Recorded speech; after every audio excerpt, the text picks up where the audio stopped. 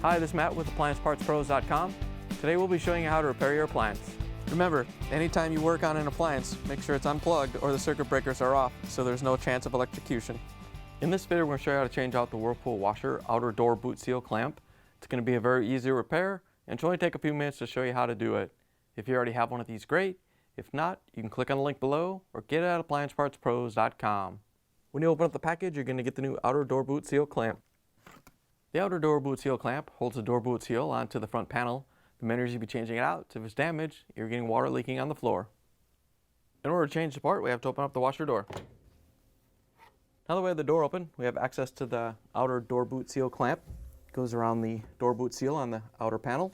To get it off, there's usually a spring on the clamp. It's usually down around 6 o'clock. Bend the seal back and find it. And we can take a small flathead screwdriver and carefully get underneath the spring so we don't damage the door boot seal.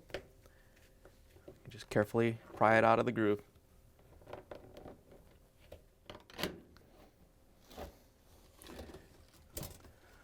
Once you have the door boot seal clamp out of the channel, you can pull it off the washer. Here's the old outer door boot seal clamp next to the new one. If you already have one of these, great. If not, you can get it at AppliancePartsPros.com.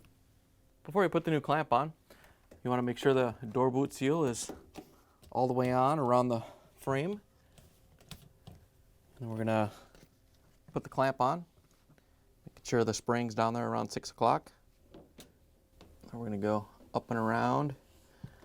And then once you get to the point where you can't get any more in, we're going to take a locking pliers and grab onto the clamp right here. And then we're going to pull it straight to the side. You want to make sure you pull straight to the side of the machine. If you pull to the front at all, you're just going to pull it out of the groove. Once you have it in the groove, you can release the pliers. And we can close the washer door, plug it back in, and take it for a spin.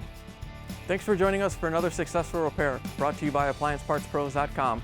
Check out our other repair videos on our site, Facebook, and YouTube.